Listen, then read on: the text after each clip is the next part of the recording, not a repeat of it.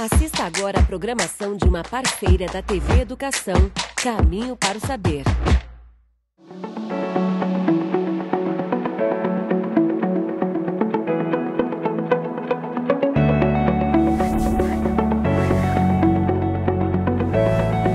Oi pessoal, sejam bem-vindos. Está começando agora o programa Educação em Rede, desenvolvido pela Universidade Estadual do Maranhão.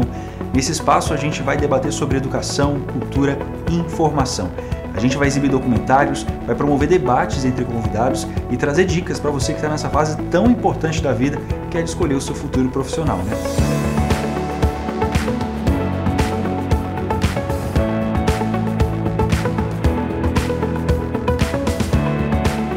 Para começar o nosso programa, a gente vai exibir um conteúdo original da UEMA, viu? Coisa importante. A gente vai falar sobre os pregoeiros. Você sabe que profissão é essa? Provavelmente você já viu muitos desses trabalhadores aí pelas ruas da cidade, mas a gente vai conhecer hoje um pouco melhor sobre essa profissão com a exibição do documentário Quem Vai Querer? Histórias e Memórias dos Pregoeiros de São Luís. Esse material foi dirigido pela professora Ellen Moreira e Fredson Ferreira. A gente vai assistir agora e daqui a pouco a gente volta para debater sobre o que a gente assistiu.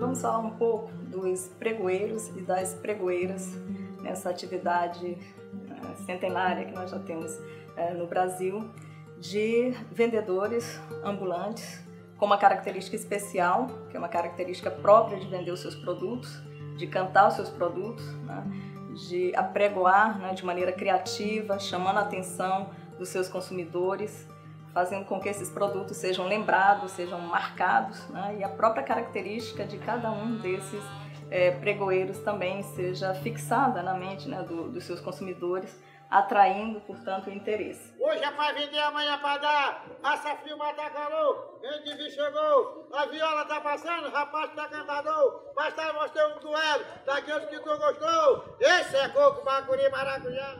Hoje é para vender, amanhã para dar, orçamento. Convém salientar que o termo pregoeiro não existe somente no Brasil, nem na América Latina, nem na América. Você pode pegar desde a origem que existem as pessoas que anunciavam. Mas como é que ele aparece no Brasil, especialmente no caso que nós estamos estudando, Maranhão, através dos africanos escravizados de ganho. Então esses africanos escravizados de ganho é que começam a anunciar seus produtos com vendas e com gritos. Eles tinham que, porque ele pertencia a alguém, se ele era de ganho, ele tinha que dar a porcentagem da pessoa e ainda tirar a porcentagem dele. Então daí que surgem os famosos pregoeiros. Vamos aqui citar um exemplo de uma vendedora de cocada, de doce, de doces. Então, ao mesmo tempo, tinha vários africanos de ganho que estavam vendendo pela rua de São Luís. São Luís era uma diminuta, pequena. Então, muitas dessas pessoas tinham que fazer coisa mais chamativa, palavras, frases, estrofes chamativas para chamar a atenção daquela pessoa que estava passando. Então, arranjava uma clientela. Daí que vem o termo pregoeiros no Maranhão, especialmente em São Luís e Alcântara. Falar dos pregoeiros e das pregoeiras na história do Brasil, na história do Maranhão, é remontar a toda uma tradição de luta e resistência dos trabalhadores urbanos, né, das trabalhadoras, nessa luta diária pela sobrevivência. E como historiadora, né, eu remonto aos primórdios dessas atividades, especialmente no século XIX, na vigência da sociedade escravista, quando nós temos especialmente os trabalhos dos chamados escravos de ganho, né, e das escravas de ganho, que também são chamadas as ganhadeiras. E essas mulheres negras, mulheres livres, escravas, forras, essas mulheres viviam dessas atividades do comércio ambulante, né, elas comercializavam e o resultado, né, dessa venda desses produtos era dividido, no caso, com os seus senhores, e aquelas que eram livres ficavam com todo o produto, né, dessa venda.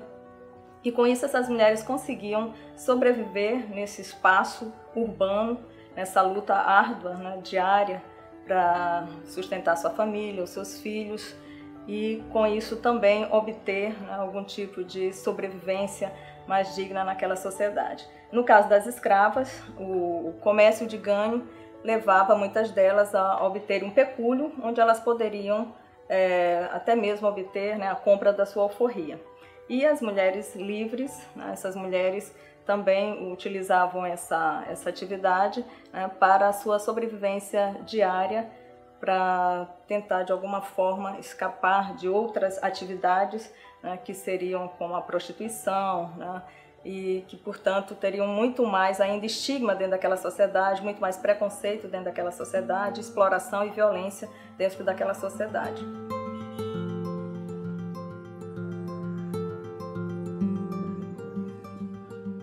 Eu comecei em Coroatá, na escola do Padre Estrela. Ele ensinava e eu aprendi a fazer pirulito. E daí em diante eu venho fazendo. Vim para Rosário, continuei e estou até hoje.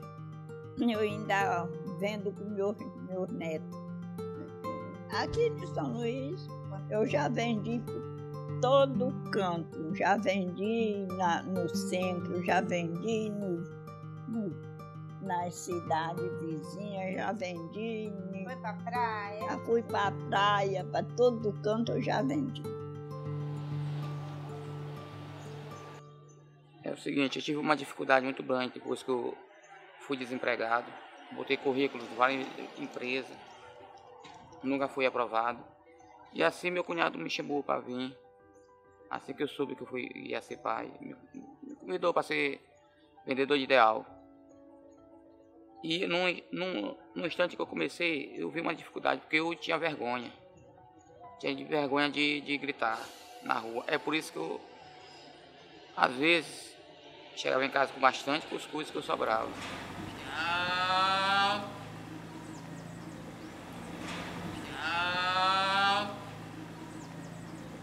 Mas hoje em dia não. Conheci várias pessoas, tenho vários clientes e já me acostumei a vender o ideal.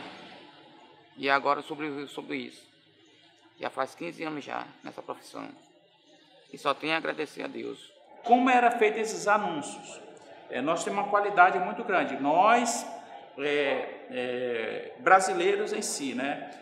A origem dos menestréis, de fazer composições de repente. Por exemplo, eu tive contato com um grande repentista. Eu vou citar aqui exemplo. Oliveira de Panela. Eu perguntei para ele como é que não aparece na hora, eu faço. É um dos maiores repentistas vivos hoje do país, é o Oliveira de Panela.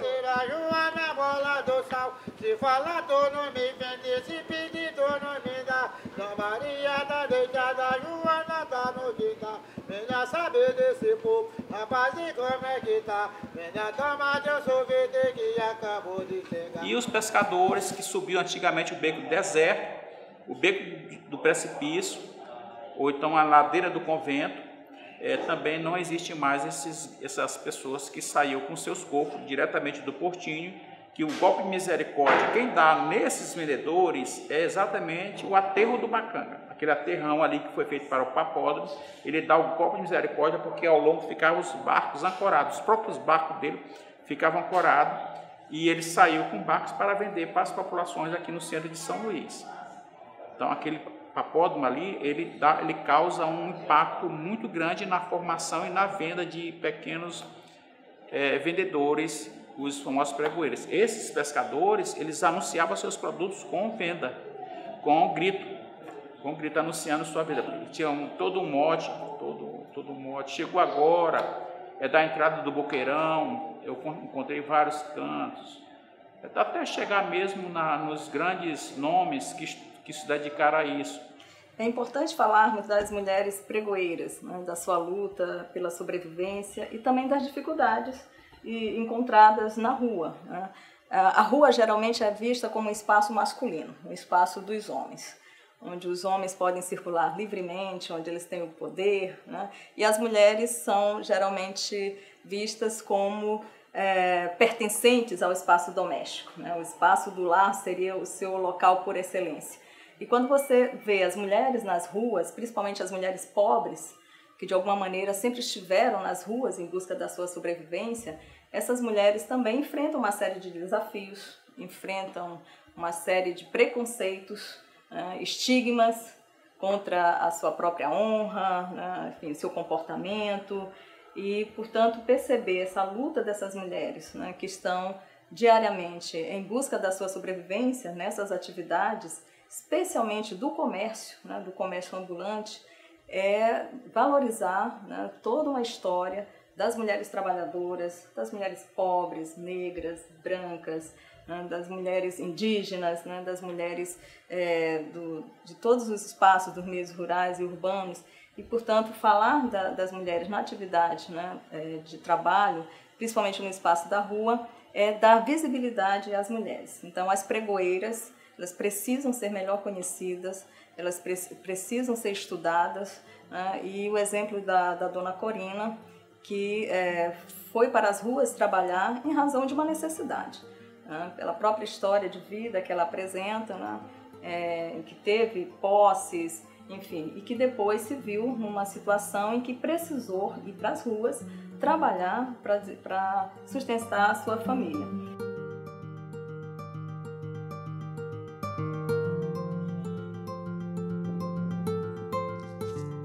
Diria para essas mulheres que estão hoje, quando eu morrer, que elas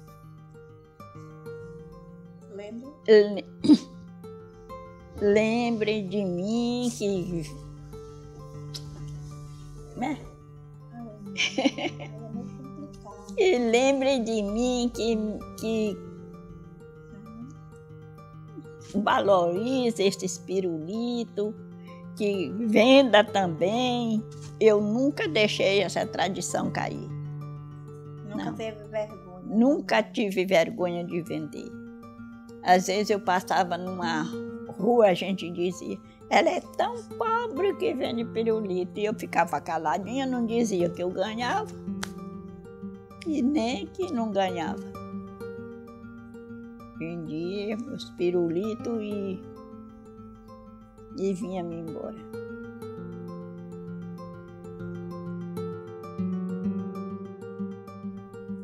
Eu acho que não vai mais ter ninguém, não. Se eu não tivesse quase cega, quem estava vendendo ainda era eu. E estou sem dente. Não, mas daí ainda vai botar. O olho não bota não, mas o dente ainda bota, né? Eu também, quando eu não morri. Eu estava em um parque e tinha um rapaz se dizendo, eu sou pregoeiro do balão, pregoeiro do balão. Eu perguntei para ele se ele sabia o que era pregoeiro do pregoeiro. A palavra pregoeiro. Aí ele disse não. Mas eu achei tão bonito o termo de eu vender balão e dizer pregoeiro do balão. Ele estava vendendo balão plástico, estava vendendo balão e estava dizendo que era pregoeiro do balão. Eu perguntei para ele, ele disse que não sabia o que era, mas achou bonito. Então as pessoas continuam achando muito legal, né?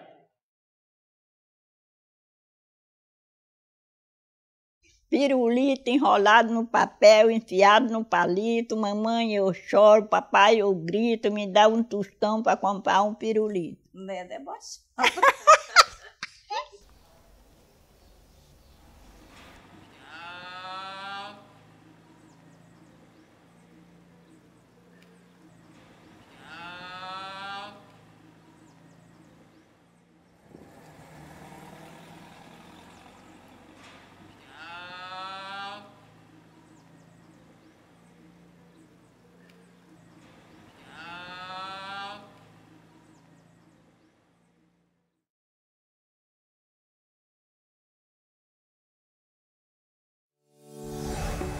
Tá aí, muito bom, né? Agora a gente vai se aprofundar nesse assunto. A gente vai conversar aí com a professora Ellen Moreira, idealizadora do projeto, e também com as professoras Elizabeth Abrantes e Eridan Guterres. A gente vai falar com elas pela internet para a gente continuar aí mantendo esse distanciamento que ainda é necessário. Então, oi professoras, sejam muito bem-vindas ao ao programa Educação em Rede.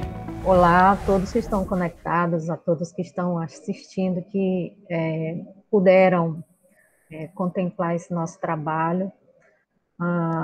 O estudo sobre os pregoeiros, ele originou de um trabalho do mestrado, da UEMA, trabalho do mestrado de ensino em História.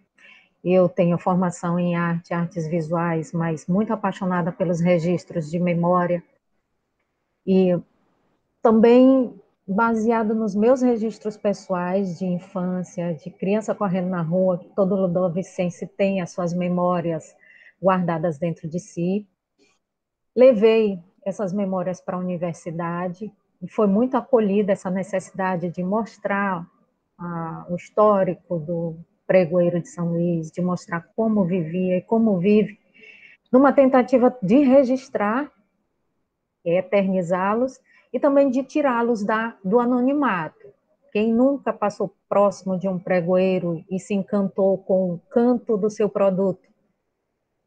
São figuras tão presentes no nosso cotidiano que até chegaram a ficar invisíveis. E a nossa tentativa, através desse documentário, é dar visibilidade aos pregoeiros e pregoeiras, né, no caso a dona Corina especificamente, que é a única pregoeira na função, para que as futuras gerações conheçam, amem, preservem, se for o caso, mais um elemento da nossa cultura ludovicense.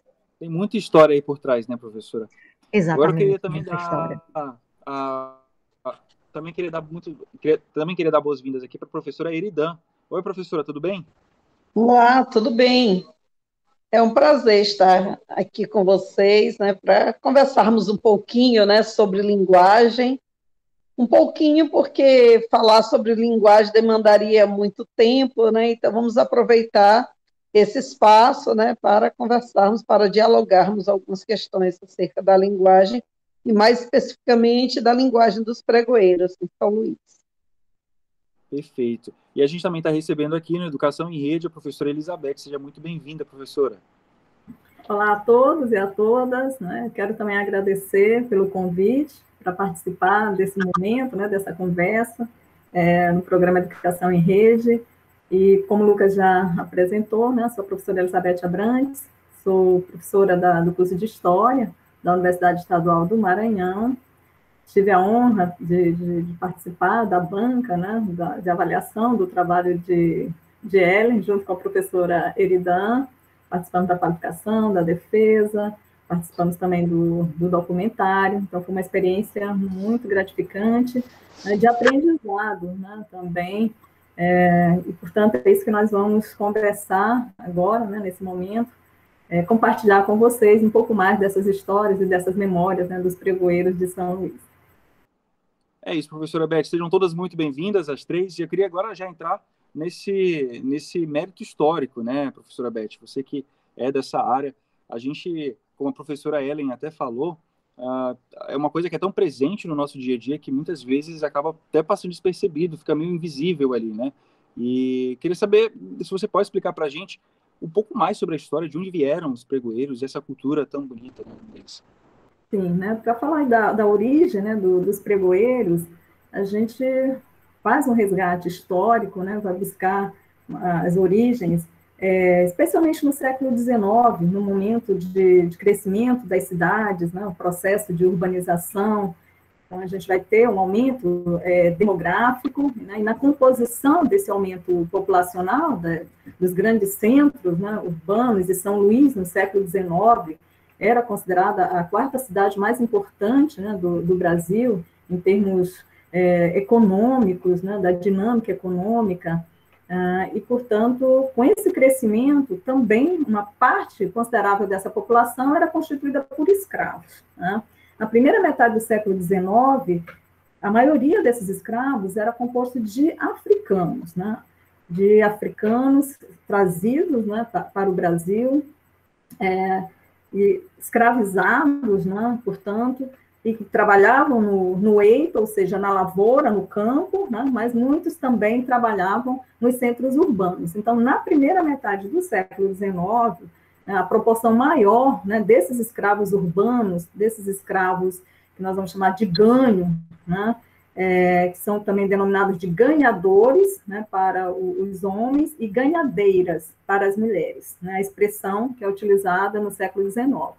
E esses escravos faziam essa atividade dos trabalhos, né, que hoje a gente chama do comércio ambulante, né, das atividades de venda de produtos. No caso dos homens, eles estavam mais ligados também à questão do próprio transporte, né, das pessoas, carregando mesmo, seja nas cadeirinhas, seja nos palanquins, seja nas redes, faziam esse transporte tanto de pessoas quanto de objetos, e as mulheres escravas, né, as ganhadeiras, elas estavam mais nessa atividade de venda de produtos, né, produtos de alimentos, principalmente. Mas não eram só as escravas, né, nós também tínhamos no século XIX as mulheres já forras, né, ou seja, as libertas, né, e mulheres também livres, mulheres que nunca foram escravizadas. Mas a maioria, né, desses que estão ali pela cidade, trabalhando, vendendo esses produtos, realmente são os escravos, né, seja os africanos, né, seja os chamados crioulos, ou ladinos, que eram aqueles já nascidos no Brasil, certo? Que já falavam a língua portuguesa, né, por terem nascido realmente já no país. Então, esses escravos, eles desenvolviam essas atividades de ganho, e por isso eles tinham que dividir com os seus senhores, né, quem eram os escravos, tinham que dividir com os senhores uma quantia já previamente acertada, né, e aquilo que sobrava, o excedente, esses escravos poderiam ficar. E esse pecúlio, né, lentamente ali acumulado, né, com muito sacrifício, com muito suor, né, depois de muito tempo acumulando, eles poderiam até mesmo comprar suas alforrias, certo? Então, era uma atividade que, a proporção que ia crescendo, né, e a partir do momento que mais escravos também, e não só escravizados, mas, né, e é mais interessante a gente usar realmente o termo escravizados, né, que é para não naturalizar uma situação que foi realmente imposta, né, uma condição que foi imposta a esses sujeitos sociais, né, e, portanto, quanto mais o número, né, de pessoas lá no ganho, obviamente tem uma concorrência também, e você vai buscar mecanismos, né, para poder distinguir, para poder destacar o seu produto. E aí vem a criatividade, aí vem a esperteza, né, aí vem assim, uma série de elementos, né, que vão ser agregados para que você possa destacar o seu produto dos demais, né? Então, nós acreditamos, com base nessas pesquisas históricas, que as origens, né, dos pregoeiros, essas origens estão ligadas justamente a essas atividades, né, dos ganhadores e das ganhadeiras no século XIX, que vendiam seus produtos pelas cidades, apregoando, né, cantando, né, esses produtos para chamar a atenção. Assim, de uma forma bem resumida, né? É isso. Você falou muito bem, explicou muito bem esse contexto histórico. Agora, hoje em dia, é possível dizer que existem outras características para esses profissionais que trabalham como pregoeiros? Bom, eu vou fazer uma relação também, né, com esse processo, né, de transformação, de mudanças que esse processo vai ocorrendo ao longo do século XIX, né, e já no final do século XIX, a gente tem a abolição, que é uma grande reforma social, né, a reforma das relações de trabalho, né, então é o momento em que a escravidão é extinta no país, e esses trabalhadores, né, sem outro tipo de qualificação, né, eles também não foram incorporados, né, nesse mercado de trabalho formal, né, não foram contemplados também com uma legislação de proteção ao trabalhador. Então, esses trabalhadores foram ficando realmente ao acaso, abandonados, e tiveram que continuar essas atividades que eles sabiam exercer, né? Então, eles continuaram... Para sobreviver, né? Para sobreviver, né? Então, por necessidade mesmo, né? Para continuar tendo uma forma de obter alguma renda, né? Algum pecúlio, para a sobrevivência, e sem essa assistência, né, do Estado, né, sem esse amparo legal, sem as oportunidades educacionais, de qualificação profissional, né, então essas pessoas continuaram nessas atividades, né, de forma precarizada, certo? E continuaram sobrevivendo, né, como trabalhadores ambulantes, vendedores ambulantes, né, portanto, sem os direitos formais, aqueles direitos que são garantidos, né, principalmente já nas décadas do século XX, a partir da década de 40, a gente vai ter uma legislação trabalhista reunida na CLT, né, que é a consolidação das leis do trabalho, e esses trabalhadores informais ambulantes, né, entre esses trabalhadores, os pregoeiros, eles não foram contemplados, né, esses trabalhadores urbanos. Então, portanto, há uma continuidade, né, nesse processo de trabalho informal ao longo do século XX, com resquícios até a atualidade, né? E a gente vai falar isso ao longo dessa nossa conversa. Agora, eu queria falar com a professora Ellen, que participou do documentário que a gente acabou de assistir. Professora, eu queria que você falasse um pouquinho, você até falou no começo, né, sobre como foi que surgiu um pouquinho dessa ideia e tudo mais. Hoje a gente tem aqui nas cidades até alguns exemplos que são clássicos, todo mundo conhece, de pregoeiros, né? Tem o pessoal que canta lá o Cuscuz Ideal e tudo mais. De onde foi que veio essa iniciativa, essa inquietação para produzir esse material? Sim, eram personagens muito presentes na São Luís, século XX, década de 80, 90. E eu, enquanto criança, admirava muito o grito que atraía de longe. A gente já sabia que o sorveteiro estava se aproximando, que o ideal estava se aproximando, o pirulito estava se aproximando, as guloseimas que me interessavam enquanto criança. E, além do mais, a marcação da hora que eles passavam. O sorveteiro era muito marcante para mim, exatamente por conta dele passar logo após o almoço, em torno das 14 horas, o que marcava também a nossa necessidade de tomar um sorvete após o almoço. Então, além do cântico do pregoeiro, estava em torno, tudo que girava em torno da venda do sorvete era encantador aos meus olhos de criança, na época. Eu cresci com essa imagem, com essas memórias. Cresci com a memória do carvoeiro, cresci com a memória de tantos outros pregoeiros.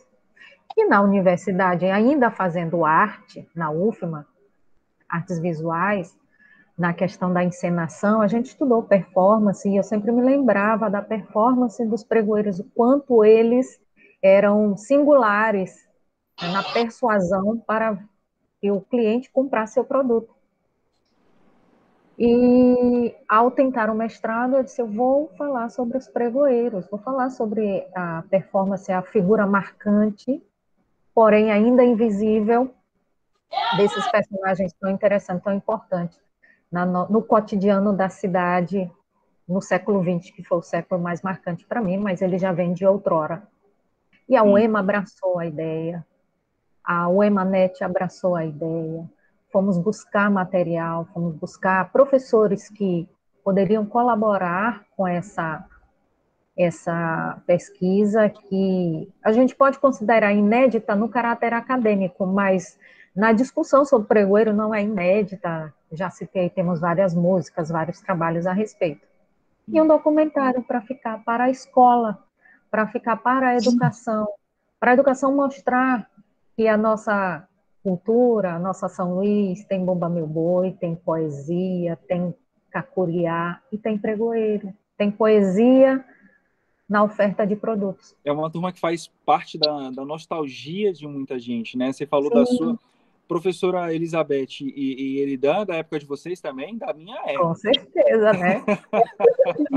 Vocês também têm memórias assim? Certamente.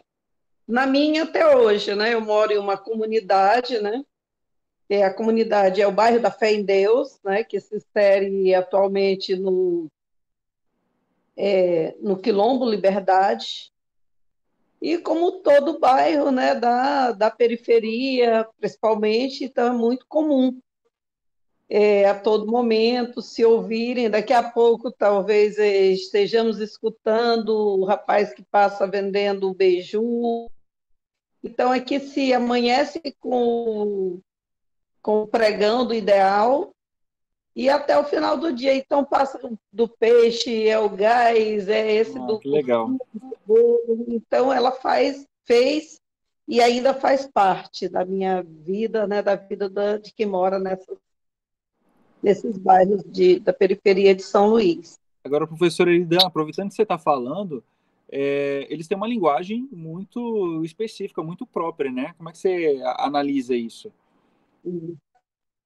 Bom, considerando, né, que a linguagem em si ela é humana, né, um método que é puramente humana, como pontua Ellen no seu trabalho, né, e outros autores, então, isso não se dá de forma instintiva nem intuitiva, né? Mas pensada mesmo. Essas pessoas, por mais simples que sejam, elas utilizam recursos linguísticos para se comunicarem. O pregoeiro nada mais é o vendedor que tenta atrair o público com o seu grito, né? Com o seu canto, com o seu pregão. A Ellen colocava ainda pouco dessas memórias dela, e como essa memória, ela tem um viés gustativo, ela tem um viés mesmo, remete, né? Às vezes é um pouco saudosista, né? Porque remete à infância, adolescência de algumas pessoas, ou mesmo pessoas, né, da minha faixa de idade que ainda, né, que moram em ambientes, em bairros, que ainda se vê muitos desses pregões. Então, essas pessoas, esses pregoeiros, eles não fazem isso intuitivamente, ainda que eles não tenham uma escolarização que os permita fazer uma análise, mas eles estão usando recursos de linguagem para atrair os seus clientes. E nesse diapasão, eles buscam, né, o ideal, né, quando ele fala ideal, a pessoa que vende beiju aqui na porta, ele vem, olha, beiju! Então, ele usa um recurso linguístico para atrair. Ele dá aquela paradinha, porque, evidentemente, depois ele começa a conhecer quem são os seus clientes e potencial, mas eles vão buscar recursos na própria língua para chamar essa atenção. Um exemplo clássico disso é uma canção que fala, né, cujo verso coloca, né, de ré sol, de ré sol. Então, como ele busca, né, essa puxada, né, essa extensão de algumas sílabas, né, de alguns tons, na verdade, que é um recurso linguístico chamado aliteração, né, que é a repetição de um fonema, não necessariamente de uma letra, né? Então, quando ele fala ideal, então observa que há não é a letra em si, mas é esse som, olha o beiju. Então, a forma como esse pregoeiro, ele utiliza a linguagem, ele tem um conhecimento, né, gente? Um conhecimento que, ainda que não seja esse conhecimento que nós, da academia, temos, que os estudantes de letras têm, dos linguistas sobre a linguagem, né, em si, mas eles sabem que eles precisam, não basta chamar, dizer, olha o cuscuz, venda de beiju, não, ele vai buscar na própria palavra em si, no próprio produto, e usar um recurso linguístico para atrair essa pessoa, porque há uma relação entre esse sujeito que anuncia o seu produto e o sujeito que vai adquirir, que vai aceitar esse produto. E qual é essa relação? A relação vai ser justamente a linguagem, a forma como essa pessoa vai apregoar o seu produto, e que tem um viés da linguagem, não só a linguagem do ponto de vista da oralização, mas uma linguagem mesmo corporal. Quando nós pensamos em todos esses vendedores, esses ambulantes, né, nós pensamos isso não só o som do chamado deles para o produto, mas a forma como a postura deles, a performance deles ali para chamar a atenção para o produto. Você estava falando que hoje em dia ainda existe aí no seu bairro, ainda existem esses pregoeiros e tudo mais. Professora Elizabeth, você acha que isso é uma tradição que tende a se perder com o passar do tempo? Você acha que, por exemplo, as gerações futuras, a galera agora do TikTok, da internet, eles vão conviver com isso no futuro? Ou você acha que sempre vai ter um espaço para esses pregoeiros? Bom, é difícil, né, dizer, né, falar sobre o futuro, né? O que a gente tem... O que a gente percebe, realmente, a partir da perspectiva histórica, né, são as mudanças, são as transformações, aquelas que eu já me referia, né, em alguns momentos, uma série de elementos, né, que foram cada vez mais também ao longo do século XX, de alguma forma até mesmo ampliando, né, o número de trabalhadores ambulantes, porque uma coisa tem que ficar assim diferenciada, né, que o pregoeiro, ele é um vendedor ambulante, um trabalhador ambulante, né, um vendedor ambulante, mas nem todo vendedor ambulante é um pregoeiro, né? Então, assim, que fique isso claro, né? Não significa o fato de você estar vendendo alguma coisa que você é um pregoeiro, né? Para que seja realmente considerado realmente um pregoeiro, é necessário que haja essas características, né? Principalmente da linguagem, como essas que a professora Erida, né, acaba de explicar, né? Que tenham essa relação, né, da forma como o produto ele é vendido, ele é apregoado, né?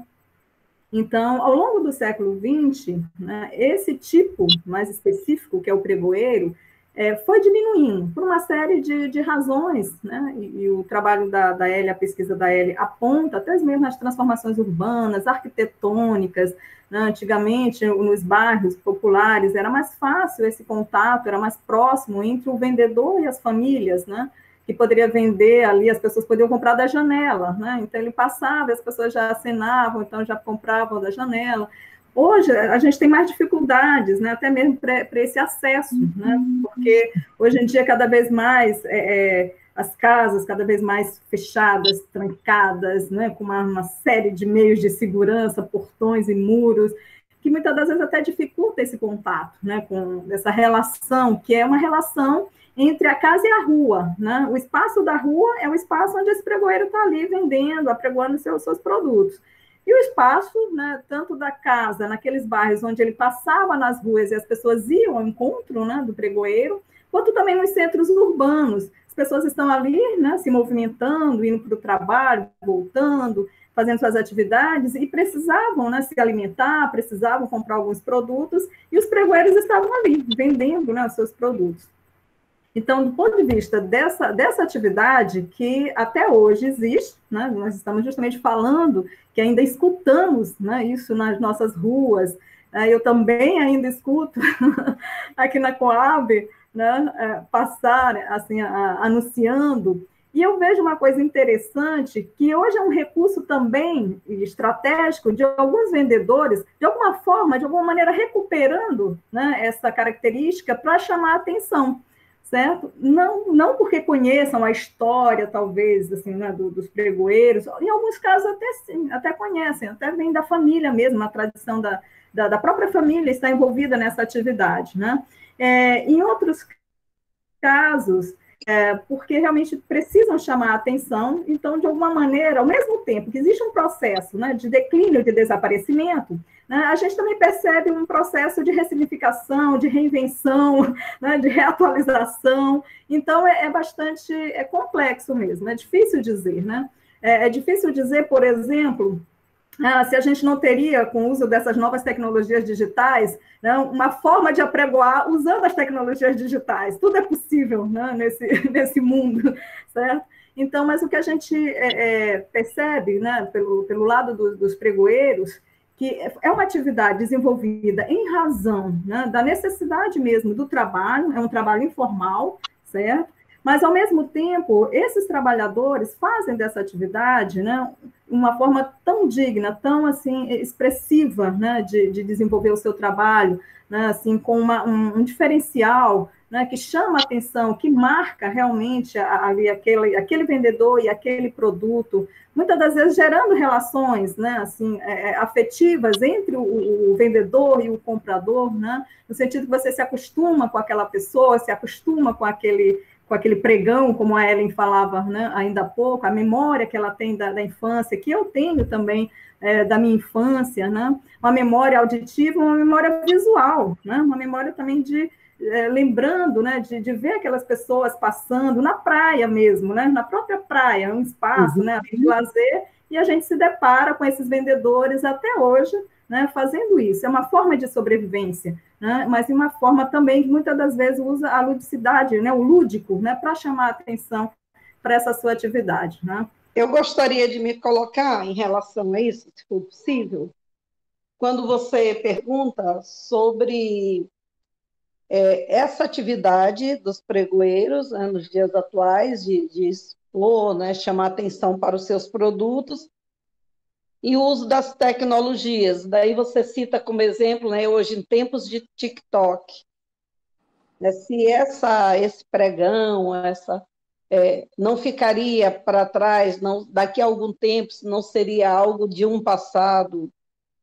Eu creio que não, porque eu trago para essa minha afirmativa Roland Barthes, quando ele diz que a palavra é uma pele. Então, a palavra é uma pele. A linguagem é uma pele. Esfrego a minha linguagem no outro. É como se eu tivesse dedos nas pontas das palavras ou palavras nas pontas dos dedos. Então, uma citação que está dentro de uma das obras de Roland Barthes. Então, ele coloca isso, ao mesmo tempo ela pode parecer adequada para um tipo de discurso específico em rede, mas eu penso que também para o TikTok, porque a linguagem, o que o TikTok tem, qual é a essência do TikTok? É a palavra, é a linguagem. Então, as pessoas que utilizam, né, que fazem esses vídeos, né, quem conhece TikTok sabe que é um recurso, né, de criação de vídeos, e ele é muito... A essência é a linguagem, então não vai ter TikTok se não tiver uma linguagem. E eu não vejo, eu vejo esse recurso como uma forma até de perpetuar linguagens como a linguagem dos pregoeiros. Tudo vai se transformando, né, professora? Sim. Um outro teórico, ele diz que a palavra é uma ponte entre mim e os outros. Então, que palavra é essa? É a palavra falada, né, pelo pregoeiro, é a palavra que se usa, né, em rede. Eu penso que as redes, elas têm, esse discurso em rede, ele é um recurso muito maior, porque ele possibilita um alcance de muito mais pessoas. Se alguém grava a performance do moço que vende ideal aqui na porta, ou do beiju, e coloca isso no TikTok, quer dizer, se ele tem um alcance ao gritar aqui na minha porta, ele tem um alcance para um grupo mais restrito, mas quando isso é lançado em rede, o alcance é incontável. Então, eu vejo os recursos digitais hoje como uma forma, inclusive, de perpetuar recursos como o do pregão. É sempre pensar em como a tecnologia pode, né, professora Ellen, agregar e transformar as atividades. A gente nem imaginava, por exemplo, que a gente estaria aqui tendo um debate como esse através da internet. Em outros tempos, isso parecia muito distante. E hoje a gente está aqui na televisão falando aqui através de uma videoconferência. Então, a gente não deixa de passar conhecimento, de ter o debate por causa enfim, das tecnologias, né, professora Ellen? Exatamente, Lucas. A tecnologia não invalida, né, não desmerece a classificação como pregoeiro. Como Beth exemplificou, e a gente precisa pontuar, que o pregoeiro é um ambulante, mas nem todo ambulante é pregoeiro. E lá na origem mesmo do pregoeiro, o pregoeiro era aquele que produzia o seu produto, que fabricava e saía para vender. Hoje a gente tem uma pregoeira que ainda produz o seu produto e sai para vender, que se a gente for assim, mergulhar na essência do pregoeiro, seria ela o grande exemplo do que seria pregoeiro raiz, né, que se usa muito hoje, pregoeiro raiz, pregoeiro Nutella, pregoeiro raiz, que é a dona Corina, que vende pirulitos. Hoje um pouco menos, devido às limitações físicas, AVC que ela sofreu, mas ela sempre produziu o seu pirulito e saiu para vender. Hoje, os pregoeiros que nós temos, eles às vezes compram o produto e ainda usam no pregão para atrair, para chamar atenção, para persuadir. E usar a tecnologia para perpetuar isso, como bem falou Eridan, é interessante exatamente para marcar uma geração. Nós saímos de uma geração do porta a porta, como o Beth falou, Saímos da geração do porta a porta, da confiança com o peixeiro. A gente sabia que aquele produto tinha procedência. Era muito mais do que uma relação de venda, era uma relação de confiança. Se chamava pelo nome ou por um tratamento carinhoso, Dona Maria. E aí, Dona Maria vai querer o peixe hoje? E fazia rima, né? Laranja de Anajatuba, quem não comprar fica com curuba. Então, além da persuasão para vender, ainda tinha a verve cômica para se aproximar do freguês, né? Para romper uma barreira, para haver essa relação de confiança. Hoje, com os grandes condomínios, o pregoeiro dos nossos tempos saiu do centro, dos bairros mais centralizados, né? Por onde eles perambulavam e viravam música e poesia, e passaram a se limitar a alguns bairros periféricos, como o Ponto Eridã. Ele está muito presente nos bairros distantes dos centros, onde ele concorre hoje com as grandes lojas, com os sons das grandes lojas, com as buzinas dos carros. Imagina um pregoeiro gritar em meio a tantos carros, não teria alcance. Nos bairros periféricos, nos bairros onde o alcance das grandes lojas, né, dos grandes magazines é um pouco mais complicado, onde as pessoas têm que se locomover mais distante, o pregoeiro está lá para oferecer o produto ainda. Então, há uma transformação, alguns produtos não existem mais, como o Derressol, que Eridan comentou, que foi uma corruptela, né, era um doce de melado de açúcar com coco, que custava R$10 só. E que era gostoso.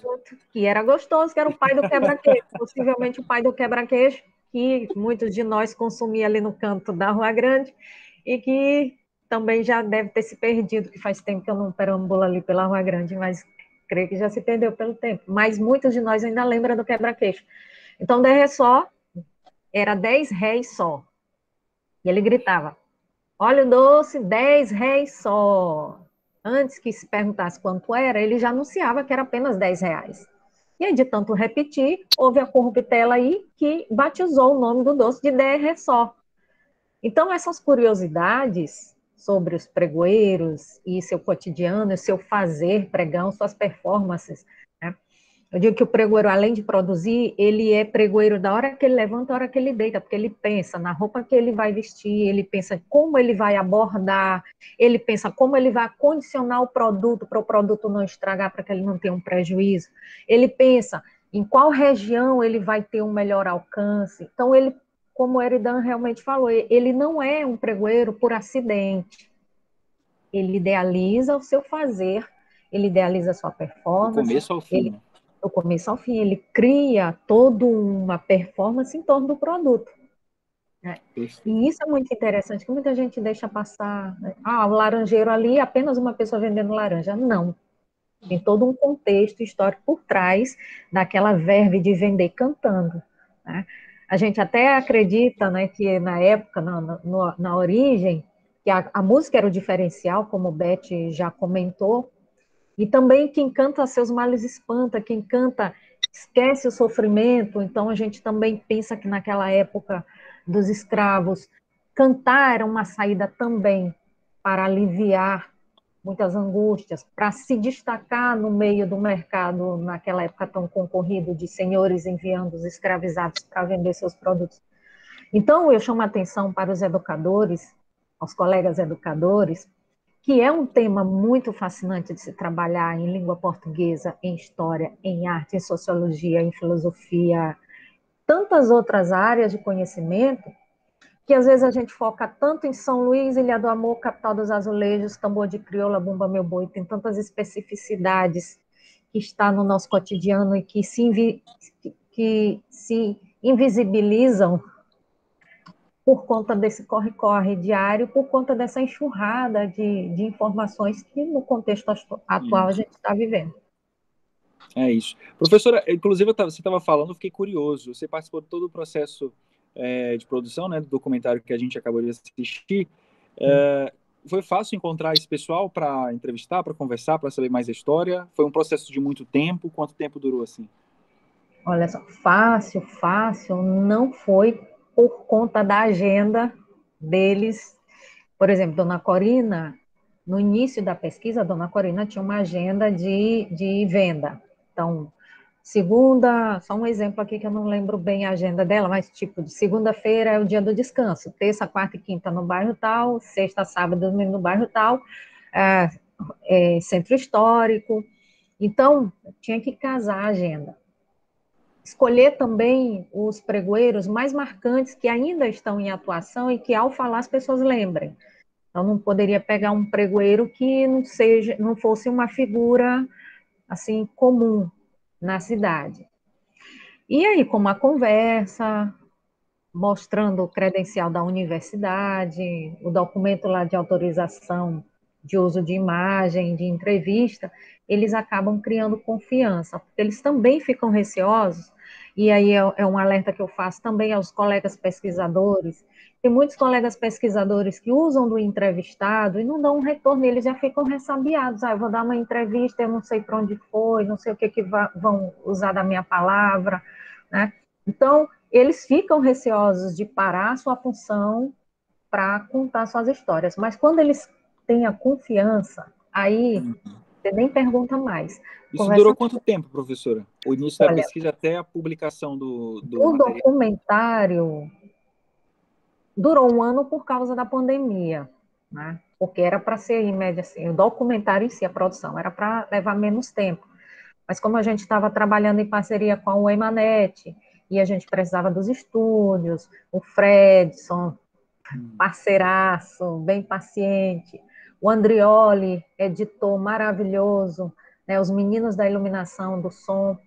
Então, a gente precisava também de uma agenda que casasse com o pregoeiro e a agenda dos equipamentos da UEMA. Então, durou, em média, 1 ano, um pouco menos de 1 ano, até, talvez, por conta da pandemia. Mas eu participei do roteiro, participei das reuniões, e Fredson lá me dando os toques, porque eu estava com a ideia e ele com conhecimento técnico, mas foi maravilhoso. Ótimo, excelente. Agora, só para a gente encerrar aqui o nosso bate-papo, a gente não pode ignorar esse momento que a gente está vivendo de pandemia, a vida de todo mundo precisou ser alterada, a realidade de todo mundo, inclusive a dos pregoeiros, né? Professor Eridan, você que até hoje convive com o pessoal aí gritando na sua porta. Você percebeu alguma mudança durante esse período? O pessoal começou a agir diferente, sei lá, com álcool em gel? Você percebeu alguma diferença durante esse período de pandemia? Não, sim, certamente.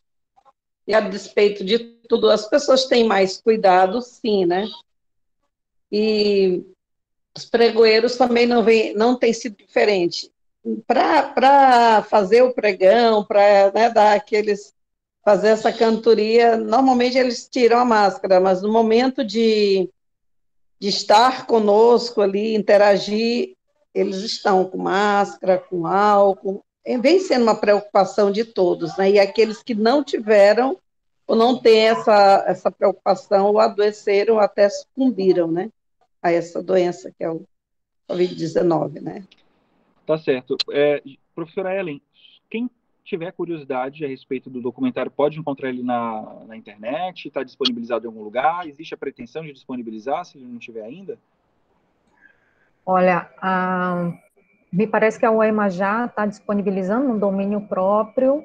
Eu ainda não coloquei em canal algum, que é um documentário muito recente, e a gente está inscrevendo nos festivais, participando de conversas, e aí depois que a gente fizer todo um trabalho de divulgação, de conscientização da figura do pregoeiro através do documentário, a gente vai disponibilizar num canal meu, num canal só voltado para esse tipo de pesquisa. Por enquanto, está a cargo da UEMA, depois pode até procurar informações em qual domínio está, porque foi upado há pouco tempo.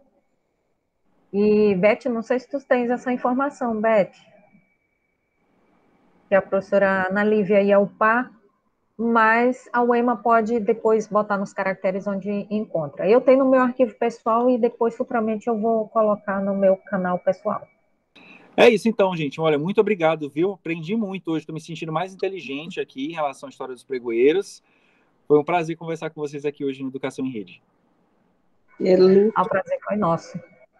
Muito bom trazer um um assunto assim tão instigante quanto a Vida dos Pregoeiros, ter essas parceiras aqui nesse time, a professora Eridan e a professora Beth, são parceiraças desse projeto, dessa pesquisa, desse resultado, e onde a gente for, onde esse projeto for chamado, esse documentário for chamado, ele não existe sem a parceria delas duas, com certeza. Eu quero agradecer, né, mais uma vez, e mais uma vez também mostrar a importância desse trabalho que foi desenvolvido, né, no mestrado profissional, né, de História, né. Então, é um mestrado voltado para o ensino de História, né, e esse documentário é um produto educacional, e, portanto, como produto educacional, ele se destina, né, à escola, aos professores e aos estudantes, né, e é claro que ele vai realmente chegar, né, até esse público.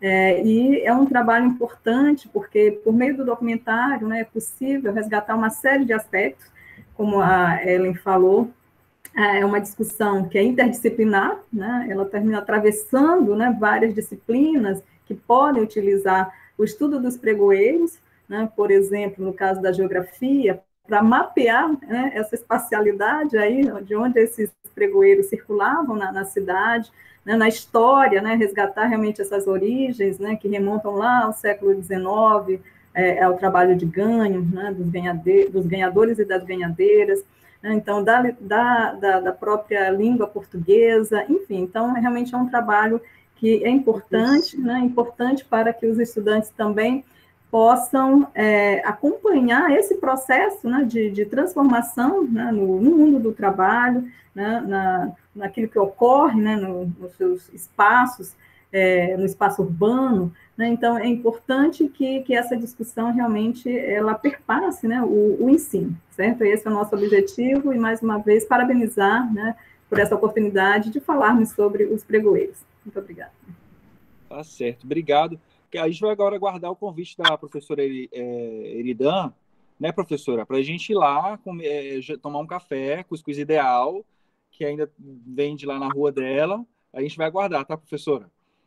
Eu gostaria de pontuar que, a partir do que colocaram a Ellen, a professora Beth, que esse trabalho que a Ellen Lucy realizou, né, para além da pesquisa, ele é um material didático de grande, né, de muita importância, porque ele permite o diálogo interdisciplinar entre as artes, entre a arte, entre a história e a língua portuguesa. Fora, a professora Beth colocou a geografia. Então, se a gente for procurar nesse material, há conteúdo que permitem esse diálogo em distintas áreas.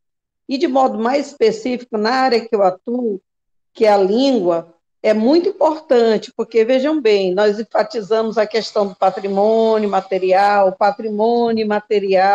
mas esse documentário, ele enfatiza o maior patrimônio que o ser humano tem, que é a língua.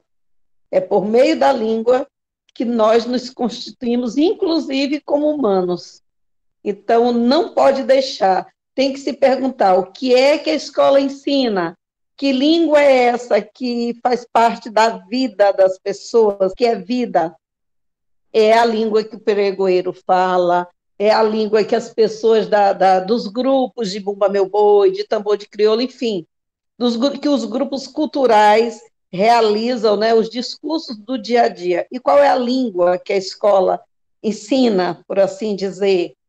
Então, é necessário que tenha esse diálogo, mais do que o diálogo interdisciplinar entre as diferentes áreas, mas esse diálogo entre a língua falada, entre a língua da vida e a língua trabalhada na escola.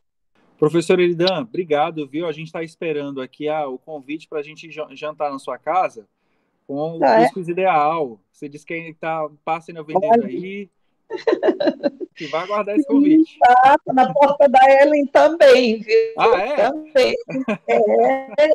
Não Passa, falta Lucas, opção. inclusive eu mandei para a Cris e a equipe, a gente mandou foi? Uma quentinha de coisa ideal para ela saborear. Passa que de vez em quando ele virou até nosso amigo novamente, né, devido às entrevistas. Legal. O vendedor de ideal, Fábio Silva. Aí, então, quando puder, a gente se reúne aí para ir atrás de um cuscuz ideal. A gente ainda vai fazer o lançamento oficial, tudo direitinho, porque a pandemia não deixou a gente se reunir, fazer um lançamento com pompas e tal, com tudo que merece, com os pregoeiros presentes. A gente supõe que no final do ano ou até ano que vem a gente possa reuni-los e prestar essa homenagem a eles ainda em vida, porque Dona Corina já está, né, com 94 anos e daqui a pouco a memória dela se vai, né? Então a gente precisa eternizá-los através desse documentário. Vai dar certo se Deus quiser. Obrigado, viu, professoras? Agora o programa vai continuar. Obrigado e até uma próxima oportunidade. Tchau, tchau. No próximo programa a gente vai exibir o documentário 3 Vezes Melhor, dirigido por Andrioli Araújo. Esse filme conta a história de uma jovem maranhense que desde cedo teve que enfrentar os desafios de conviver com racismo. É um filme imperdível. Agora a gente vai mudar de assunto, a gente vai falar sobre estudar com leveza, né? Porque entre uma bateria de estudos e outra, a nossa mente precisa de um respiro, de um descanso. Por isso a gente separa algumas dicas para você conseguir aproveitar o seu tempo livre, buscando conhecimento também, só que de uma maneira mais leve. E para extrair esse momento de dicas, a gente vai começar com uma dica de livro. E hoje quem conta pra gente um livro que marcou a sua vida é a Tainara Ogê. Oi gente, aqui é a Tainara Ogê e eu tô passando aqui para indicar um livro para vocês que para mim é bem especial, que é um clássico de Machado de Assis, que é Dom Casmurro. Vocês têm que ler, geralmente é escolhido como leitura obrigatória no ensino médio, no vestibular, e além disso tem toda aquela história envolvente em volta do casal controverso, Capitu e Bentinho, e você fica cheio de questionamento pro resto da sua vida. Então quem não leu, vale a pena ler. Dom Casmurro, o livro que a Tainara indicou, é realmente um clássico da literatura brasileira, viu? Ele foi escrito em 1899 por Machado de Assis, considerado um dos maiores nomes da literatura brasileira, e confirma o olhar certeiro e crítico que o autor tinha sobre toda a sociedade brasileira. E trazia também a temática do ciúme, abordada com brilhantismo nesse livro e que provoca polêmicas em torno do caráter de uma das principais personagens femininas da literatura brasileira, a Capitu.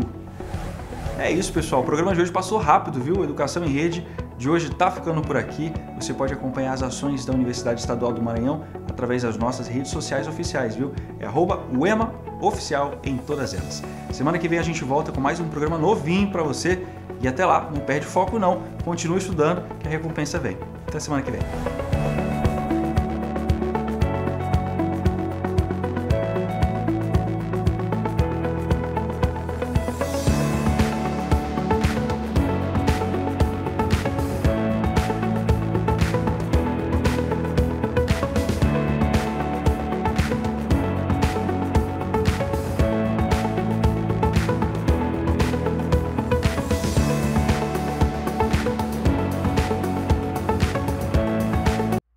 Parceira da TV Educação, Caminho para o Saber.